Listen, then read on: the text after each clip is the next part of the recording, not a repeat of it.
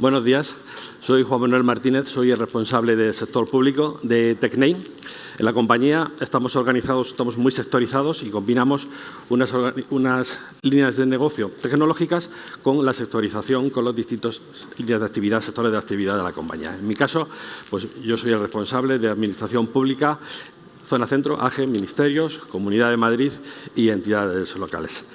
Y voy a hablarles de algo que no se ha hablado en este CENIS, que es de inteligencia artificial. Parece que vamos a ser la primera vez que vamos a hablar de este tema. Lo siento mucho por ser reiterativo, pero al menos voy a intentar dar una pequeña originalidad. Le voy a hablar desde el punto de vista, desde la visión de nuestros equipos de desarrollo. No voy a hablar desde los proyectos finales que hacemos con los clientes, que los hacemos, que diseñamos distintas soluciones orientadas a datos, orientadas a inteligencia artificial y demás. De hecho, tenemos una compañía específicamente especializada para todo este mundo de datos e inteligencia artificial, se llama Datua, y tenemos una división específica para todas las áreas. Pero no voy a hablar de cuando vamos a diseñar con ustedes un proyecto, a diseñar una solución. Vamos a partir de un poco de las galeras, de nuestro equipo de desarrollo. Y esto surgió pues, un poco por aquello de que en casa del herrero, cuchillo de palo. Veíamos que todo esto de las tendencias de inteligencia artificial y todo esto era muy interesante, pero que no sé cómo podríamos aplicar aquello en nuestro día a día y nos ayudase en nuestra vida. Y que nos ayudase pues, a programar más rápido, que nos ayudase a programar mejor, que nos ayudase a poder obtener cosas un poquito más diferenciales, etc. Y dentro de ese área pues, llegamos a los casos de uso que les voy a exponer al final y que van a ser, yo creo, lo más representativo y también lo más convincente como evidencia de que nosotros nos creemos estas tecnologías y las aplicamos desde nuestra parte más íntima, de nuestra parte más inferior. Evidentemente, todo lo que hacemos a bajo nivel, en nuestra construcción, en nuestro desarrollo, es algo que impacta en la solución final que damos a nuestros clientes. Entonces, veíamos que estaba todo interrelacionado, con lo cual, perfecto. Podíamos dar valores diferenciales a nuestros clientes desde la base, desde nuestra forma de trabajar.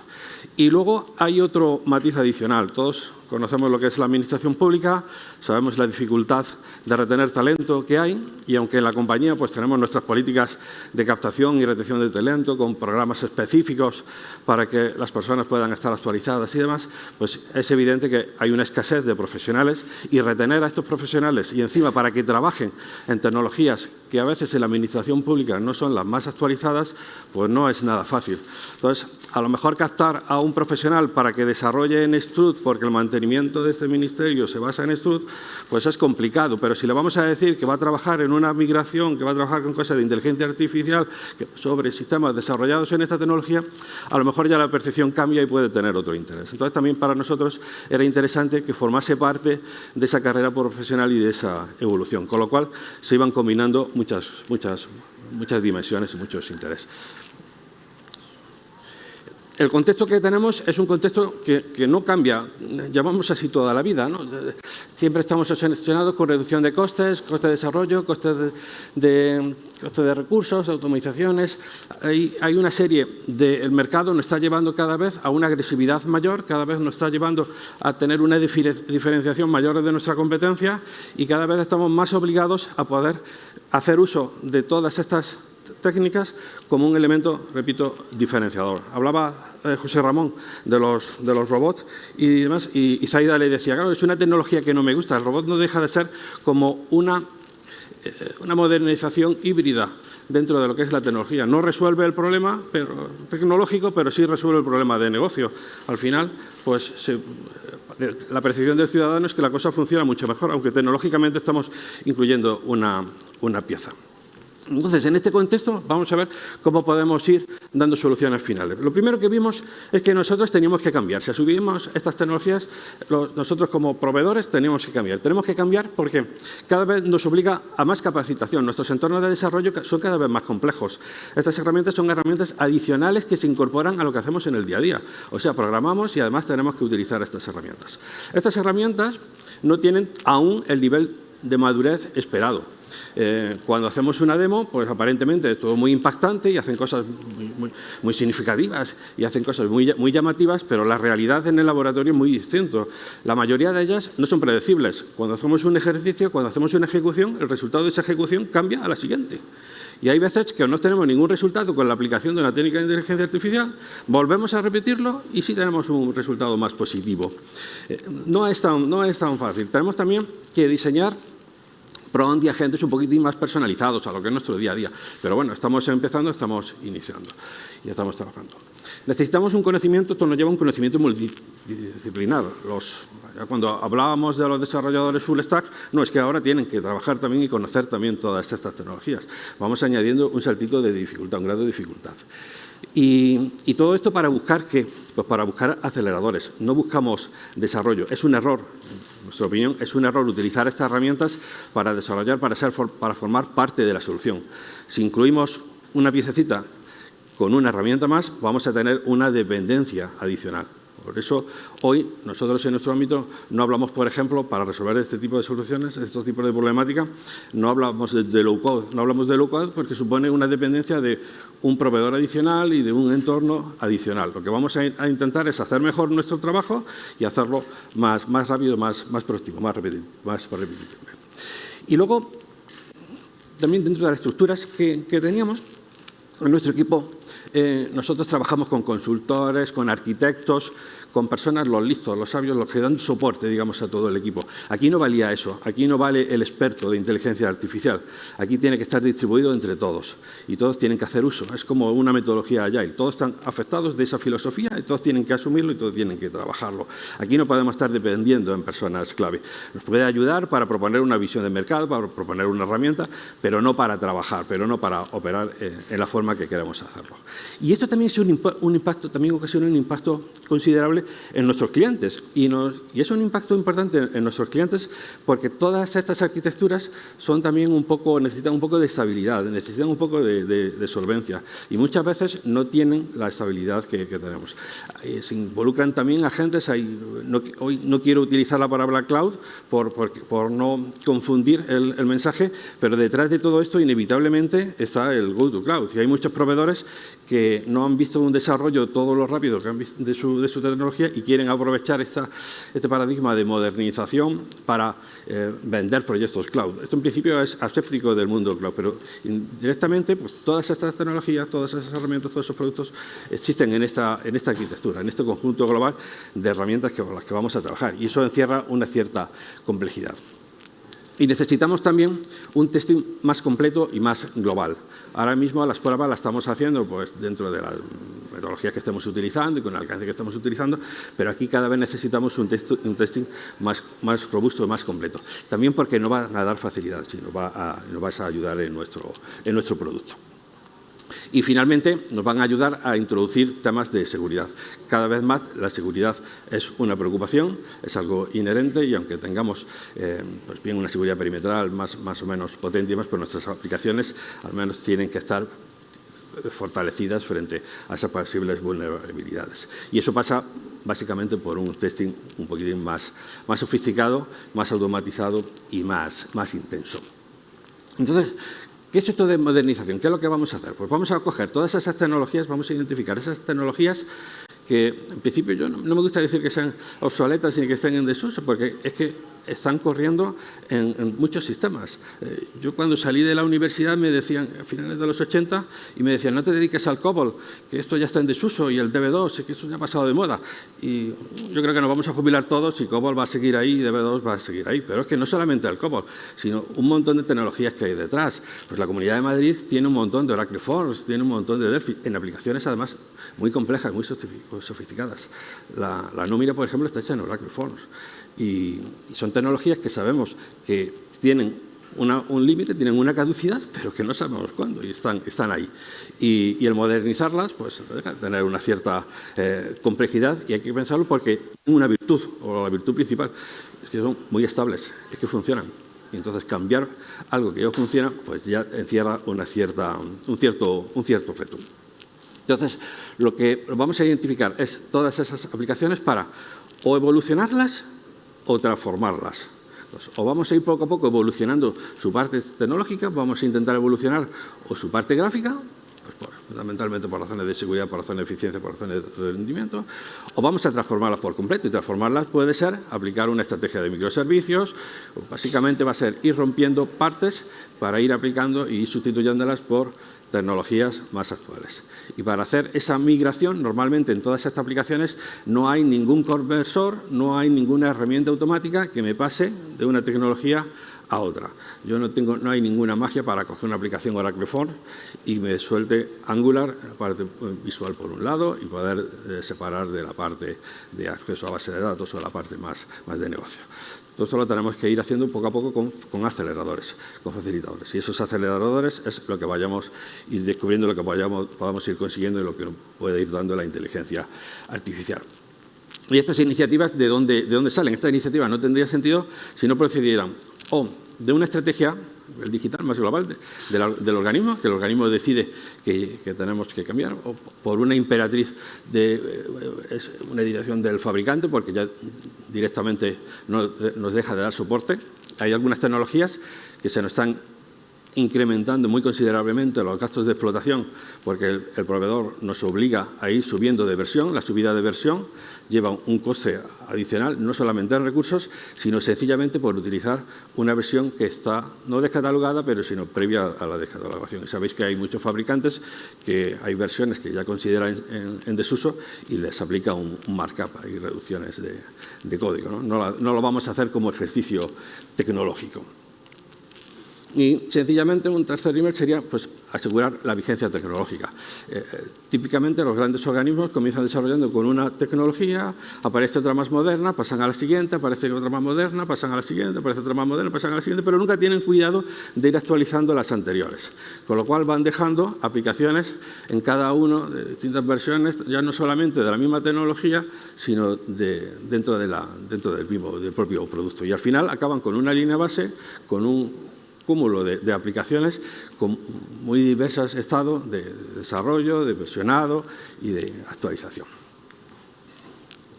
¿Cuál es nuestro objetivo? Pues nuestro objetivo es poder disponer de estos tres ámbitos clave en nuestras aplicaciones. Vamos a intentar aligerar un poco la gestión, que la gestión sea sostenible, que sea asumible por el equipo, que sea componible, que sea en base a componentes que podamos intercambiar, que podamos incorporar nuevos, que podamos quitar, que sea liviana, que sea flexible, que sea ágil.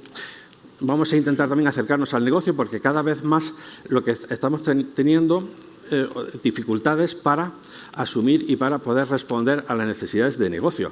Esas aplicaciones, darle respuesta, que den respuesta a nuevos retos, a nuevas exigencias que nos vienen desde el negocio, es complicado, nos crea bastantes dificultades. Entonces, es un objetivo principal. Y que sean interoperables con el resto de componentes. Están corriendo en un entorno en donde tienen que hablar con servicios de muy diversa naturaleza, ya no solamente internos, que cuando es algo interno pues lo podemos solventar, pero también con servicios externos. Las aplicaciones en administración pública pues típicamente se integran con la DGT, con la tributaria, con correos, etc.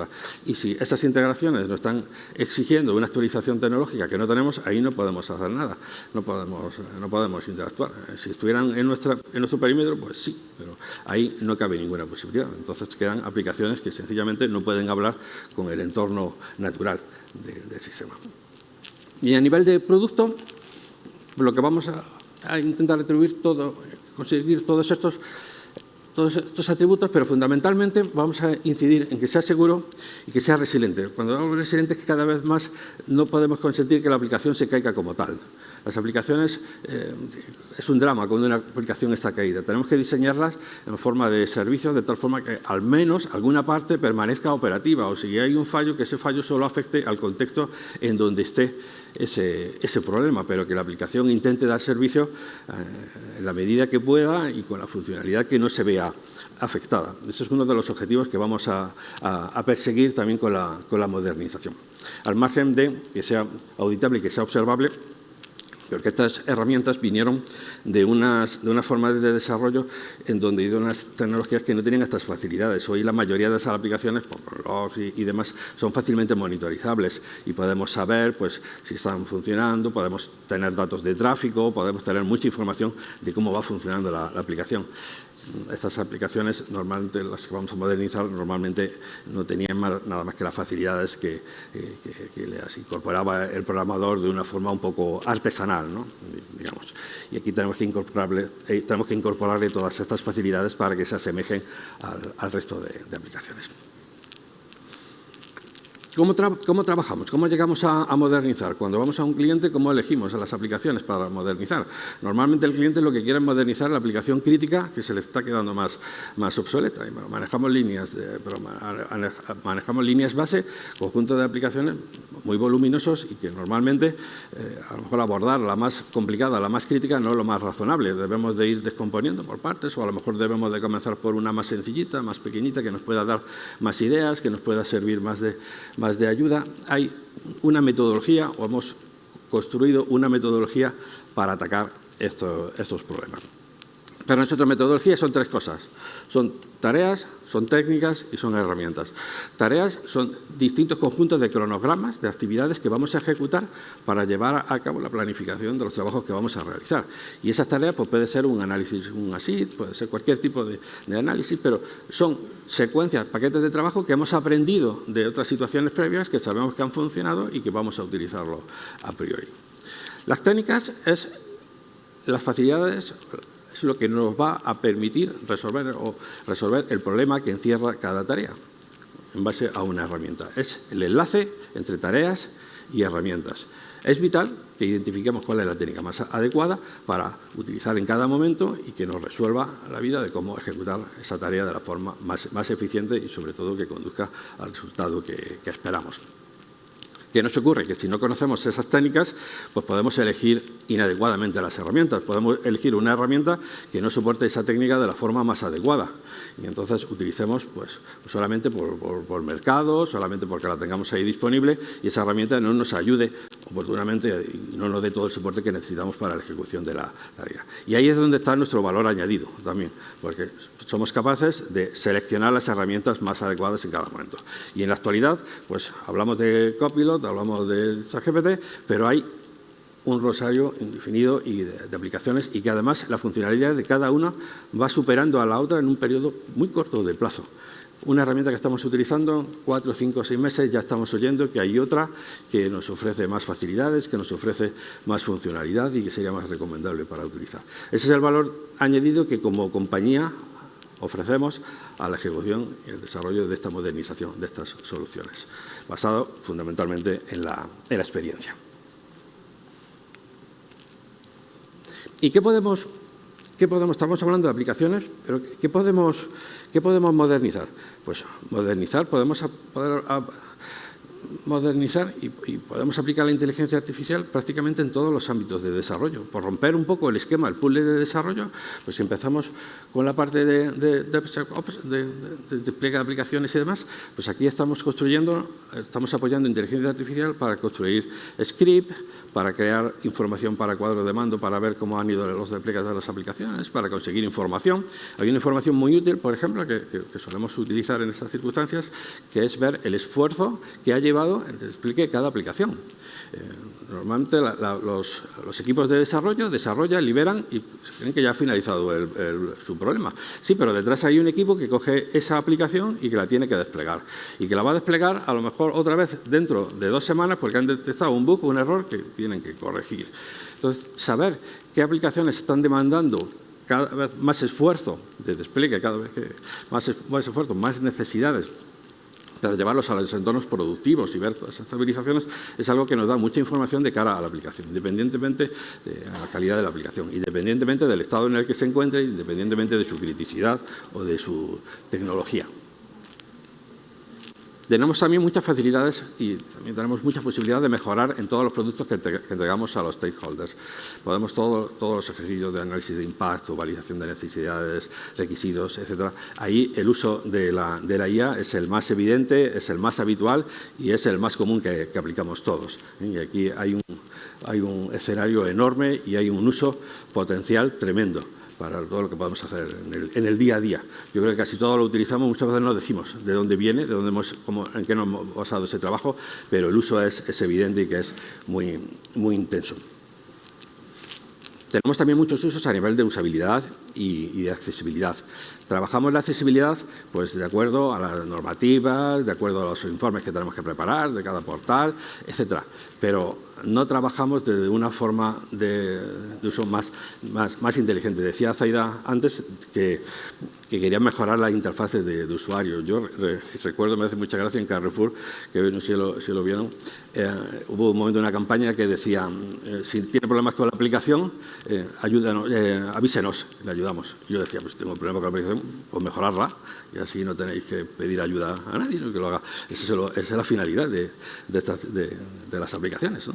Entonces, a nivel de usabilidad hay un potencial enorme porque todas estas herramientas sí son capaces de ver todos los flujos que hay detrás de las apps y ver todo lo que es mejorable. Ahora nos estamos quedando si se ve un botón o si se oculta algo en el móvil, o no sé qué, con todo el mobile first nos estamos centrando ahí.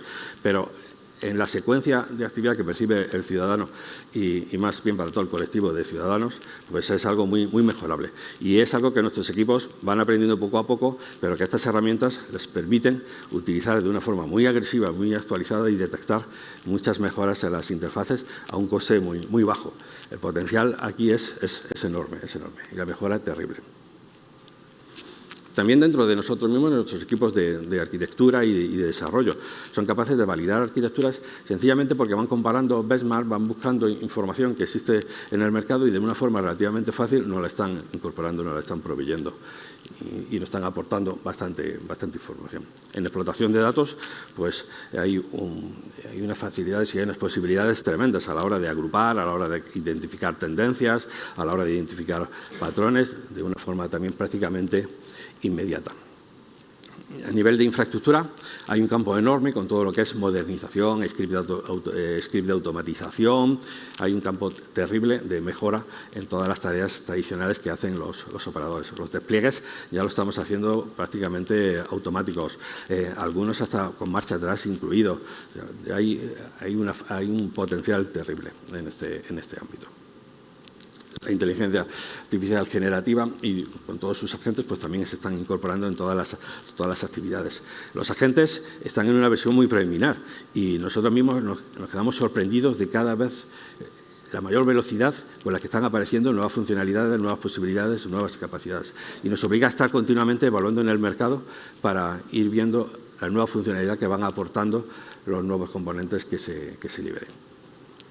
A nivel de desarrollador es donde más estamos encontrando, más facilidades. El desarrollador, todo lo que es ya darle los prototipos, darle los proyectos, darle las estructuras, darle todos los arquetipos en un esqueleto básico y que todo el código que estamos haciendo por todas las personas sea igual, ya nos mejora muchísimo la vida, porque la mayoría de los desarrolladores trabajan en base a trabajos recientes que han hecho, van basándose en el último que han hecho, con lo cual en un tiempo cada uno va trabajando en base a su día a día y a lo último que ha realizado. Y en ocasiones pues, acabamos siendo un poco heterogéneos en los productos que van liberando cada uno de ellos.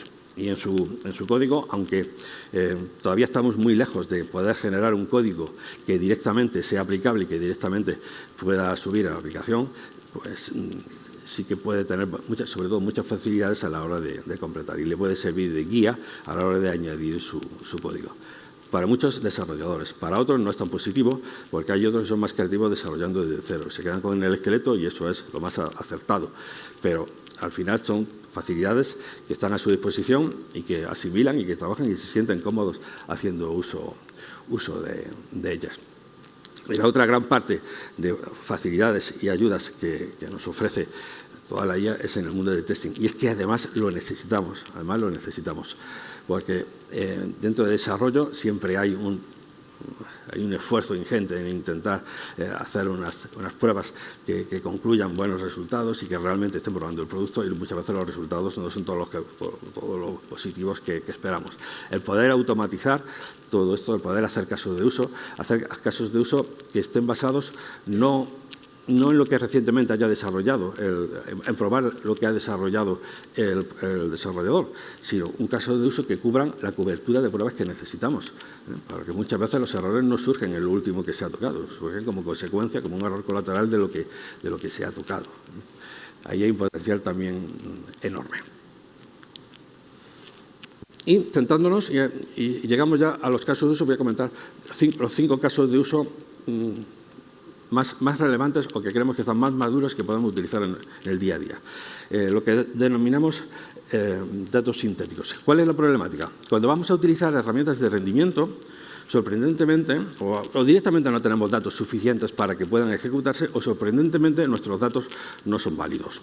Nos hemos encontrado en situaciones en donde estuvimos haciendo un caso de prueba para predecir la probabilidad y el tipo de las incidencias que se generaban en una aplicación a partir del pasado de incidencias. Todo esto estaba basado en herramientas, eran Keyone, era el gestor de incidencias del cliente, el Jira del cliente, etc. Eran todo herramientas informáticas, era todo dato estructurado, era todo dato de base de datos. No lo habíamos sacado de ningún sitio. Y los algoritmos predictivos no funcionaban. Los algoritmos predictivos nos decían que no tenían calidad suficiente esa información. Pero ¿cómo que no va a tener calidad suficiente si son datos reales?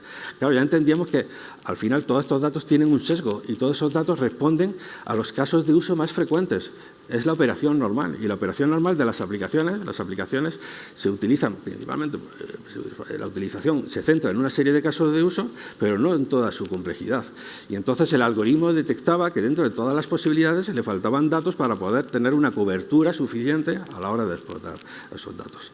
Entonces aquí nos ha resuelto enormemente la vida y nos permite y nos ha permitido estresar y nos permite hacer pruebas de rendimiento en nuestros entornos, cuando tradicionalmente esto se hace en los entornos del cliente, en preproducción, antes de liberarlo. Esto nos ha permitido incluir a los círculos de pruebas porque con un artiller y con un script que hace la propia IA y con estos datos podemos hacer pruebas de rendimiento en un entorno, vale, no tiene las mismas prestaciones y no tiene las mismas capacidades que los productivos o los operativos del cliente, pero sí que nos puede ir detectando muchas cosas. Y sí que nos está ayudando mucho también para el diseño de microservicios, para ir probando los primeros despliegues de arquitectura de microservicios cómo están yendo, si la política que estamos utilizando es realmente efectiva, es productiva o no. Y este es un caso en donde con relativamente poco esfuerzo nos ha resuelto muchos problemas. Estamos utilizando también para documentación. Cuando llegamos a grandes sistemas, la información está disponible. El cliente siempre te dice que tiene mucha información y vamos preguntando y encontramos que hay un Confluence que tiene información, que tiene también, luego aparecen carpetas de red, carpetas compartidas, luego aparece, pues, hay información por ahí. Nos hemos encontrado en Jira, bitácoras de Jira, con toda la historia de la aplicación.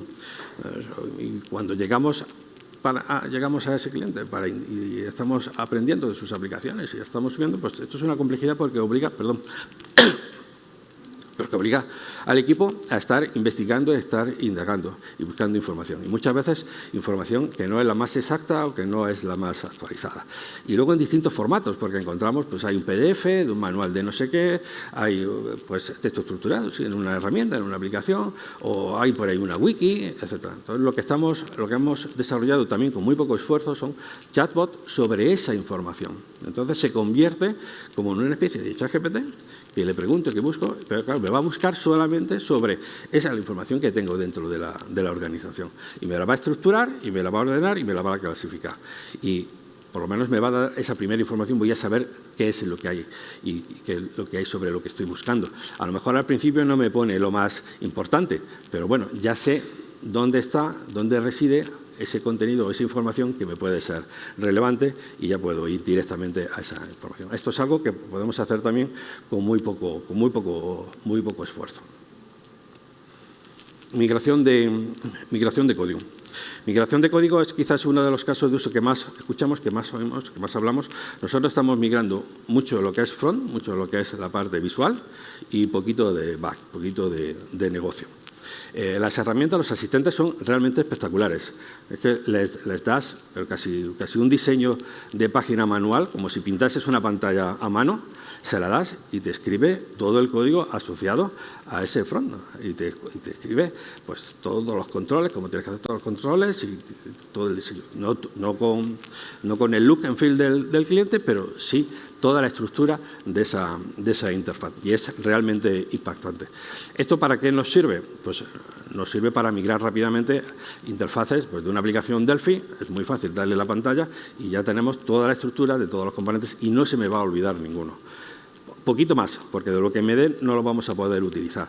Y no lo vamos a poder utilizar porque tenemos dificultades para incorporar las políticas, las normas de desarrollo del cliente. Por ejemplo, la Comunidad de Madrid se desarrolla con un framework que se llama Atlas. Pues que no puedo tirar ya ninguna línea de código detrás si no va con mi framework. Tengo que respetar el framework, no puedo utilizar los controles que yo quiero, tengo que apoyarme en ese framework. Nos falta ese pasito, pero al menos todo lo que es la arquitectura, pero al menos todo lo que es el prototipo, ya lo tenemos. Y eso nos lleva a la siguiente fase, a la que estamos esperando, que es un copilot para desarrollo, un copilot que podamos hacer para cada cliente, un copilot que podamos hacer nosotros para cada organización. Y ese copilot se alimente fundamentalmente de la información que tenemos. Si ese copilot fuera capaz de interpretar pues, todos los frameworks que tenemos, el gestor de expedientes, cómo se ataca la carpeta ciudadana, cómo se ataca no sé qué, pues podría imbricar, podía introducir, podía incorporar código.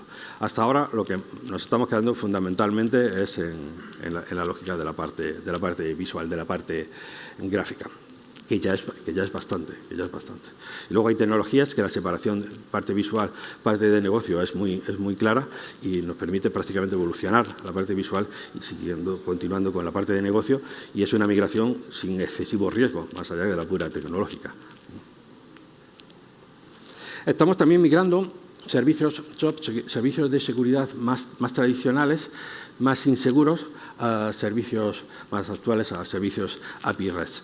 Entonces, esto es el eterno problema que tenemos de interoperabilidad, tanto con organismos externos como dentro de la organización, y también como medida para ir alineando todas las tecnologías, porque al final acabamos teniendo pues, un pool de todos tipos de servicios, y es triste que entre ellos pues, no consigan hablarse. Aquí lo más importante es que nos va a ir dando todos los pasos, los asistentes que estamos manejando, te va guiando paso a paso, pero es que te va guiando hasta indicándote la versión de la librería que tienes que utilizar y que te tienes que instalar, las tareas que tienes que ir haciendo, y te va abriendo todos los proyectos que necesitas y te va creando todo el proyectito, y tienes en el Subversion o en el Git ya el proyecto directamente para incorporar la lógica, y te lo deja entre los dos paréntesis para que metas la clase que quieras o para que vayas incorporando el JSON o que vayas incorporando lo que tú quieras. Pero también es algo similar a lo que hacíamos en la parte visual. Me deja todo preparado, todo el esqueleto preparado para comenzar a trabajar, que ya es bastante, que ya es una ayuda. Y esto es algo que tenemos que empezar a hacer ya, porque estos servicios, solamente por razones de seguridad, no es recomendable que los mantengamos. Podemos aguantar todavía con una tecnología obsoleta, llamémosle, mientras que esté funcionando, pero es que aquí nos estamos arriesgando a que mañana venga cualquier tipo de ataque por aquí. Y finalmente, pues el caso de uso más genérico de lo que hacemos todas las actividades de desarrollo, independientemente de la metodología que utilicemos, independientemente de lo que sea nuestro día a día, el desarrollador, desde que se sienta, desde que se inicia, ya tiene hoy esta herramienta para todo lo que tenga que hacer. Muy importante para la documentación. Documentación no es una tarea, no voy a decir que no nos guste, digamos que es una tarea para la que no dedicamos demasiado tiempo y dedicamos al final. Pues aquí podemos tener una documentación razonable. Hemos dado un salto enorme de lo que hacíamos con los eclipses, cuando exportábamos diseños y exportábamos así documentación. Aquí hemos dado un salto enorme porque es una redacción muy natural y es una redacción muy fácil de entender y de seguir. No se va finalmente a meter líneas de código o a meter instrucciones que no entiende todos los potenciales lectores de esa documentación. La documentación que se genera es muy útil y muy completa. Nos está permitiendo hacer también automatizar casos de uso. Muy importante, porque los casos de uso, como decía, es capaz de escribirlos y es capaz de diseñarlos en base a una cobertura de pruebas que queremos hacer. Si le decimos que hay una cobertura de 100%, se va a estudiar todas las posibilidades, se va a estudiar todos los casos de uso y va a hacer todos los casos de prueba necesarios para probar la aplicación. Y va a especificarlos en un grado avanzado de detalle, preparados para luego construirlo. Hay algunos de ellos que ya podemos engarzar con más herramientas y hay algunos incluso que nos los puede automatizar. Una automatización que sí que le podemos dejar porque no hay ningún riesgo.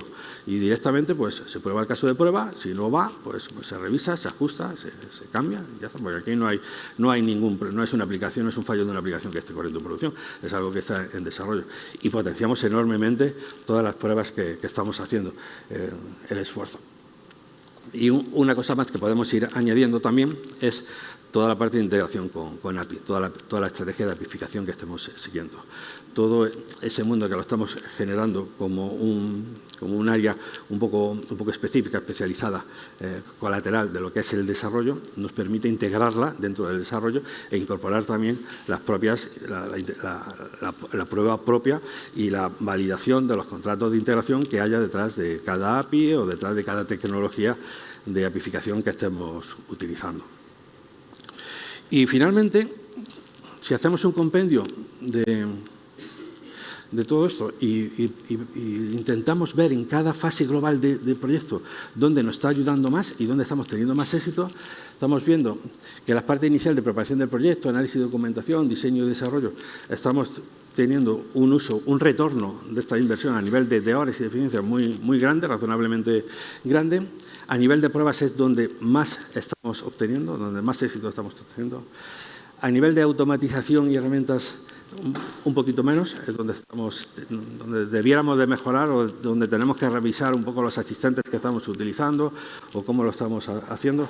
Aquí los prompts que estamos dirigiendo son fundamentales, son letales y prácticamente una coma, un cambio de redacción, algún código que le demos, cambia drásticamente el resultado y la calidad del producto final. Podemos hacer en control de calidad también bastante retorno porque todo lo que es documentación la automatizamos de una forma muy cómoda y también todo lo que es transición y cierre porque el conocimiento que podemos traspasar es que lo tenemos en los chatbots que estamos haciendo, pues prácticamente ese conocimiento es generarlo de alguna manera para pasarlo al cliente, para devolverlo al cliente o al potencial futuro proveedor que mantenga esa aplicación o que continúe. Y básicamente eso es lo que quería comentarles, nuestra experiencia, espero que haya sido de interés y es fundamentalmente pues, experiencia práctica de día a día. A lo mejor en alguna ocasión no soy muy optimista en la situación actual, en el estado del arte de que nos pueda resolver la vida, ojalá diéramos un botón y ya nos generase el código y nos generase la aplicación, pero espero que sean algunas ideas por lo menos para que no cometan los mismos errores por los que ya hemos pasado. Muchísimas gracias. Gracias.